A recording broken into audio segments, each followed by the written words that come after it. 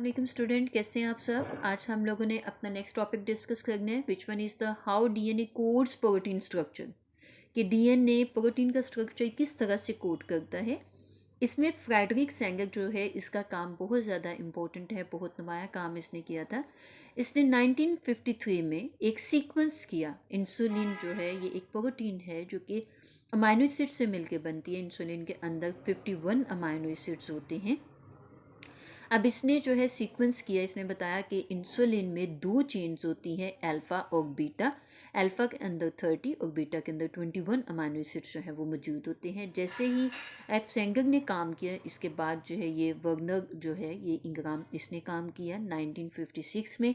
1956 में इसने sickle cell anaemia पे काम किया। इसने कहा कि सिकल सेल अनीमिया किस वजह से होता है, it's due to haemoglobin. Haemoglobin के अंदर अगर हम अमाइनो एसिड देखें तो ये 574 अमाइनो एसिड्स होते हैं और 574 अमाइनो एसिड्स में से एक अमाइनो एसिड में चेंज आता है।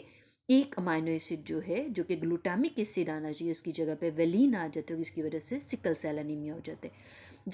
जब डिस्कशन हुई, स्टडी हुई, देखा गया कि ये चेंज एक्चुअली कहाँ पे आया है, तो पता चला कि बेसिकली क्या है कि हीमोग्लोबिन में यहाँ पे म्यूटेशन हुई है। म्यूटेशन कहाँ पे हुई है? डीएनए में। जी, डीएनए के अंदर जो है वो क्या म्यूटेशन हुई है। म्यूटेशन किस वजह से हुई है कि जहाँ पे एडिनिन ने आना था, ए ने आना था, इसकी जगह पे क्या आ गई है? Thymine.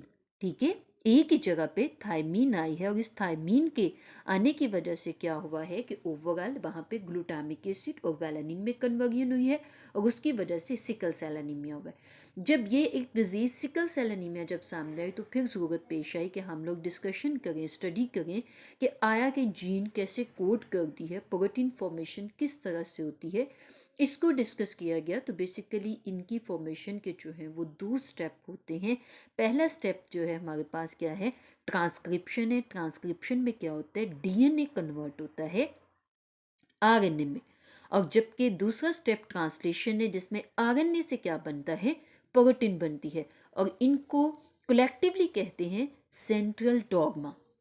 How DNA, how gene code protein, ये लॉन्ग क्वेश्चन आते हैं। सेंट्रल डॉग्मा, इसके कितने स्टेप थे, फर्दर किस तरह से इसकी स्टेप फॉर्मेशन होती है, ये शॉर्ट क्वेश्चंस के तौर पे आते हैं। ये देखिए यहाँ पे सिकल सेल एनीमिया का बताया कि बेसिकली टी की जगह पे क्या हुआ है? ए रिप्लेस हो गया और साथ ही क्या हुआ है? ग्लूटामिक एसिड की जगह पे क्या आ गया? वेलानिन। टी और ए ने इस तरह से आना था, जबकि जहाँ पे टी आना था वहाँ पे ए आया और जहाँ पे ए आना था वहाँ पे टी।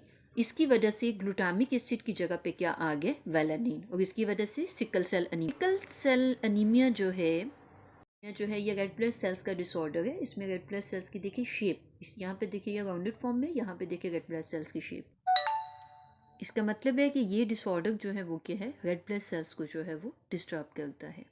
अब हम लोग जो है वो सेंट्रल डॉग्मा के दो स्टेप्स देखते हैं। पहला स्टेप जो है वो क्या है?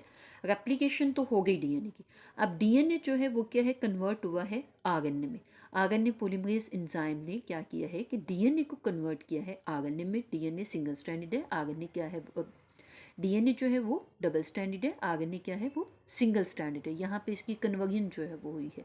फिर आगे फर्दर अगर हम इसका सेकंड स्टेप में देखें, ये आरएनए जो है ये क्या? इसकी ट्रांसलेशन हुई है, आरएनए प्रोटीन में कन्वर्ट हुआ है और ये राइबोसोम्स की वजह से हुआ है। Definitely ribosomal RNA, transfer RNA और मैसेंजर आरएनए, ये तीनों आरएनए जो है वो इन्वॉल्व होते हैं। राइबोसोम इन्वॉल्व होते हैं, प्रोटीन की फॉर्मेशन होती है। ये सेंट्रल डॉग्मा का सेकेंड स्टेप है। यहाँ पे हम लोग आरएनए की टाइप्स को डिस्कस करते हैं। Ribosomal RNA, messenger RNA, transfer RNA. Ribosomal RNA 80% जो है वो मौजूद होता है। जितने भी आरएनए है उसका total 80% RNA ribosomal RNA ribosome में पाया जाता है।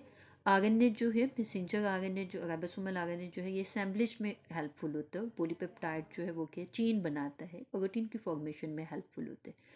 मैसेंजर आरएनए 3 to 4% है। ये ट्रांसक्रिप्ट करता है डीएनए को आरएनए में, ये मैसेज कन्वे करते हैं, इसके ऊपर कोडिंग होती है। ट्रांसफर आरएनए 15 to 20% होता है, ट्रांसपोर्ट करता है अमाइनो एसिड को राइबोसोम में।